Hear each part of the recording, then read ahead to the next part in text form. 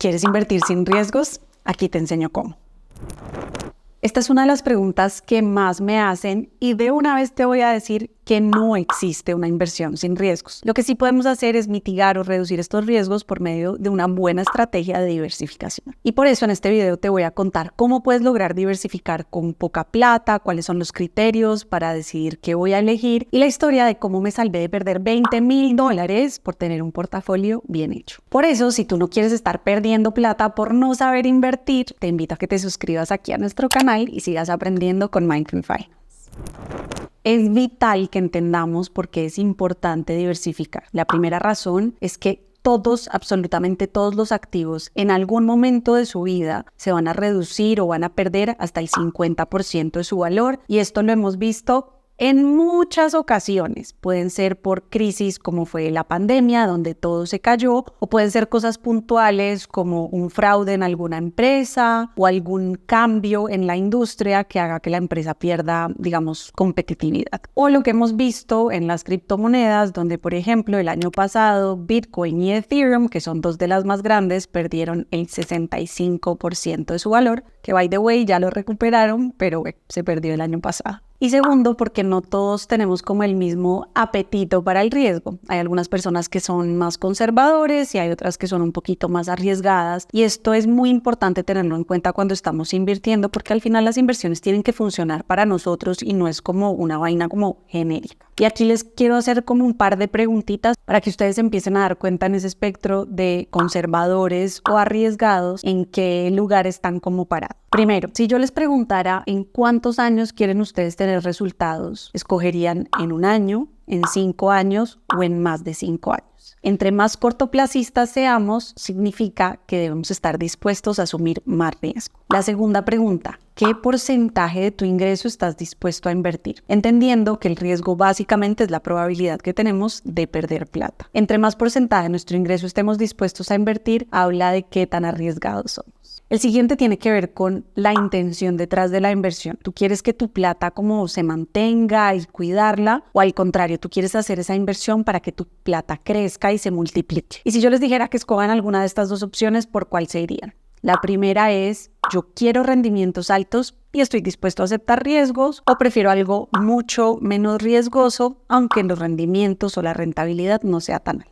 Y la última, para entender más o menos dónde ustedes están parados con respecto al riesgo, es que piensen la última vez que sintieron como adrenalina. Puede ser en deportes extremos o cualquier actividad como que les produjo adrenalina. Si ustedes se sienten cómodos o si incluso se sienten como extasiados y quieren volver a hacerlo, o si al contrario fue una experiencia incómoda y no les gustaría tanto. Esto también les puede dar como una buena dirección sobre en dónde están parados. Y ya que entendimos todo este tema de diversificación y qué tan arriesgados somos, les voy a dar las 3 reglas de un buen inversionista. La primera es que no invierto hasta que sea capaz de explicarle a mi abuelita de qué se trata esta inversión. Y esto tiene que ver con que realmente necesitamos entender en dónde estamos metiendo nuestra plata, cuáles son los riesgos, cómo funciona, cuánto estamos esperando ganar. Si nosotros no somos capaces de explicarle esto a un niño o a la abuelita que de alguna manera está desconectada con este mundo, a menos que nuestro abuelito sea como, no sé, Warren Buffett o alguno de estos grandes inversionistas, pues realmente ahí es donde nos vamos a dar cuenta que sí entendemos cómo funciona la inversión. Segundo, no invierto si tengo deudas en tarjeta de crédito que me estén cobrando entre un 20 y un 30% de intereses, porque ninguna inversión les puede asegurar un 20 o un 30% sostenido sin riesgo. Las deudas tienen 0 riesgo. Esto significa que no importa qué pase, ustedes siempre van a necesitar pagar esos intereses, mientras que las inversiones siempre tienen un riesgo, y si nosotros estamos buscando rentabilidades de 20 o 30% que por lo menos cubran la deuda que tenemos, estaríamos aceptando un riesgo bastante alto. En general, cualquier deuda que ustedes estén pagando con más del 15% de intereses anuales, les conviene pagarla y luego empezar a invertir, no al revés. Y la tercera regla es que no tomo decisiones en caliente, me doy mi tiempo. Como ya lo hemos venido hablando en algunos de los otros videos, y si no los han visto vayan a revisar que ya hay varios ahí subidos, es que cuando nosotros nos dejamos llevar simplemente por el impulso, por la reacción o incluso por la emoción, no necesariamente vamos a tomar decisiones estratégicas o que nos convengan en el largo plazo. Y todo este tema de las subidas y las bajadas, cuando hay momentos de mucha volatilidad o en general pues uno sentir que metió la plata y que puede estar o ganando o perdiendo un montón, es algo que nos activa las emociones. Y si no tenemos la calma y como la cabeza fría para poder parar un poco y entender si queremos accionar de una u otra manera, pues podemos estar tomando decisiones que no nos van a convenir y a veces nos hacen perder mucha plata. Y ya entrando en todo el mundo de la diversificación, necesitamos entender que hay como 4 niveles o 4 tipos de diversificación. La primera es por activos. ¿Eso qué quiere decir? Que una parte de nuestras inversiones debería estar en acciones, otra parte en bienes raíces, otra parte en efectivo, otra parte, no sé, en depósitos a término, en bonos, en cripto, bueno, en las diferentes opciones que tengamos a la mano. Cuando nosotros estamos diversificando en diferentes como ingredientes, pues cada uno de esos ingredientes lo afectan cosas distintas o fuerzas distintas. Y entonces es una buena forma de no meter como todos los huevos en la misma canasta. El segundo tipo de diversificación es el riesgo. Y aunque ustedes sean personas muy arriesgadas, pues no es conveniente que todas tus inversiones sean arriesgadas. Es importante tener siempre una parte en cosas más conservadoras o más seguras. Y funciona también al contrario. Aunque seas una persona muy conservadora, pues si solamente tienes tu plata debajo del colchón en una cuenta de ahorro, esa vaina realmente no va a estar rentando nada. El tercer tipo de diversificación es por país. Aunque a mí me encanta poder invertir en mi propio país para hacer que crezca, entiendo pues que si mi país en algún momento está atravesando por alguna crisis, entonces todas las inversiones que yo tenga en ese país pues van a estar un poco jodidas durante un tiempo por lo menos. Entonces es importante que también podamos invertir en otros mercados para no estar asumiendo riesgo innecesario. Y la última es la diversificación dentro del mismo activo. ¿Eso qué quiere decir? Que si yo voy a estar invirtiendo en acciones, no voy a comprar una sola acción, voy a comprar varias. O si invierto en bienes raíces, no voy a comprar solamente un apartamento, sino que voy a estar diversificando, invirtiendo en diferentes inmuebles. Al final, toda esta estrategia de diversificación se va a traducir en tener un portafolio. Hagan de cuenta que un portafolio es como tener una receta con diferentes ingredientes y ustedes le van a ir echando diferentes cantidades de estos ingredientes a la receta. A cada uno de nosotros nos va a gustar una receta distinta, algunos con un poquito más de azúcar, algunos con un poquito más de picante, etc. El portafolio termina viéndose como una lista de activos o de opciones donde nosotros queremos invertir junto con porcentajes establecidos y definidos de cada uno de esos ingredientes. ¿Esto qué quiere decir? Que si mi portafolio dice que en acciones yo quiero invertir un 20%, yo todos los meses le voy a estar metiendo el 20% de lo que sea que yo quiero invertir específicamente en acciones y yo voy a estar manejando mi portafolio para que esos porcentajes no se me descuadren de lo que yo definí. Y esta estrategia es maravillosa para poder determinar el riesgo, porque si yo ya sé que solamente el 20% de mis inversiones están en acciones, eso significa que el riesgo que traen las acciones está limitado al 20%. Entonces, cuando yo puedo analizar el total de mi portafolio, puedo manejar mejor mi riesgo y puedo incluso prever o proyectar cómo se va a ir moviendo a lo largo de los años. Y entonces esta es otra de las preguntas que más me hacen y es yo en dónde invierto, cómo está compuesto mi portafolio, así que les voy a contar cuáles son estos ingredientes que yo he hecho en mi receta para poder retirarme a los 50 años.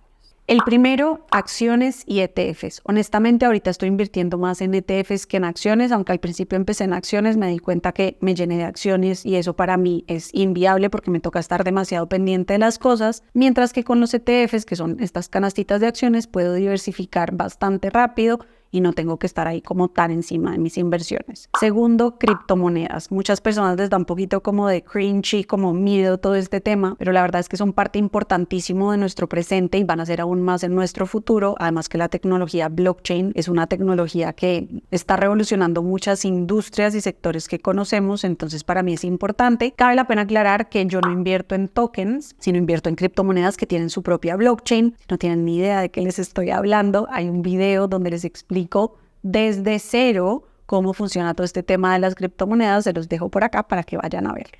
Tercero, bienes raíces de forma tradicional y no tradicional. Tradicional es comprar un bien para venderlo, comprar para arrendarlo. Yo en este caso tengo un pequeño apartamento que lo arriendo, pero también de forma no tradicional estoy invirtiendo en fractional ownership, donde yo soy dueña de un pedacito de un apartamento, de un pedacito de un local, y también en REITs, que es Real Estate Investment Trust, que son empresas sobre todo en Estados Unidos, que son dueñas de centros comerciales, de bodegas o de proyectos grandes residenciales, donde ellos reciben el arriendo y esa plata que ellos reciben de arriendo luego se reparte por medio de dividendos a nosotros los accionistas. Aunque yo empecé a invertir desde que tenía 22 años, hace ya un par de añitos, empecé a invertir sobre todo en acciones y en bienes raíces, que era como lo que conocía y lo que estaba más a la mano, pero por lo menos hace 5 años se ha venido como toda esta revolución de las inversiones y se ha democratizado como diferentes plataformas. Entonces, durante estos últimos 5 años he estado diversificando más como en diferentes alternativas y entonces me metí a crowdfactoring, que es compra y venta de facturas, me metí a crowdlending, que son préstamos colectivos, sobre todo en el agro. Este es uno de los proyectos que a mí más me gusta porque también tiene un impacto social súper bonito. Invierto también en cosas bastante seguras como bonos y depósitos a término. Yo en este momento estoy viviendo en un país no dolarizado, entonces también invierto en dólares, pero en dólares digitales. Y por último, una de las mejores inversiones y de las más rentables es mi negocio, aunque pues esto no es una inversión pasiva, ¿no? Como que es algo que yo activamente tengo que estarle metiendo, pero realmente pues emprender y los emprendimientos también puede llegar a ser una muy buena inversión. Así que estos son los ingredientes que yo tengo dentro de mi receta. Me funcionan porque los entiendo, porque entiendo el riesgo. Yo estoy un poquito más hacia el lado arriesgado, aunque siempre manteniendo un pedacito, como ya les dije, en inversiones seguras. Y hay un par de reglas o secreticos también que les quiero compartir acá. El primero es que yo no invierto nunca más del 30% del total de mi inversión en nada. No importa qué tan bueno sea, qué tan prometedor se vea, qué tan incluso seguro, nunca voy a meter más del 30% en nada. Entonces todo está limitado entre más o menos el 20 y el 25% de cada uno de estos ingredientes. Segundo, nunca persigo el precio, no me estoy partiendo la cabeza cuál es el momento perfecto, tratando de encontrar la acción que, como les dije, no me va a sacar de pobre, no. Yo todos los meses religiosamente invierto, casi siempre invierto el mismo día, ¿no? Como que hago mis decisiones de compra y ya está, y hasta el siguiente mes vuelvo a repetir eso, y esto lo vengo haciendo desde hace más de 10 años. Y tercero, hay una frase que yo oí hace poco y que me hizo mucho sentido, y es que las inversiones deberían ser aburridas.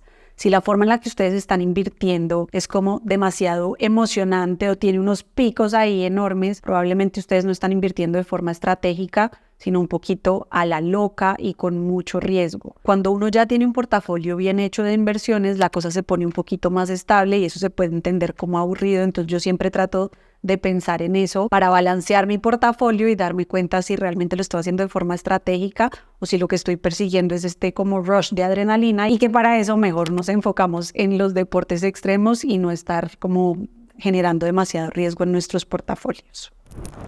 Entonces estas son las reglas, como los secreticos y los ingredientes que uso para mis inversiones. Hace un par de meses ya llegué a la seguridad financiera, y lo que esto significa es que ese portafolio que yo ya tengo me permite o me da mensualmente el equivalente a lo que yo necesito para mis gastos básicos y tener como un estilo de vida bueno. Nada todavía muy Kardashian o vida de celebrity, eso probablemente va a pasar hasta los 50, pero yo voy ya llegando a ciertos hitos que luego me permiten tener más libertad, y eso es lo que yo quisiera que todos aprendiéramos a hacer para que no estemos todo el tiempo como trabajando para vivir, sino que cada vez tengamos más flexibilidad de tiempo y podamos dedicar nuestra vida y nuestra energía a lo que realmente nos gusta. Y antes de que se me olvide, les quería contar cómo fue que me salvé de perder $20,000.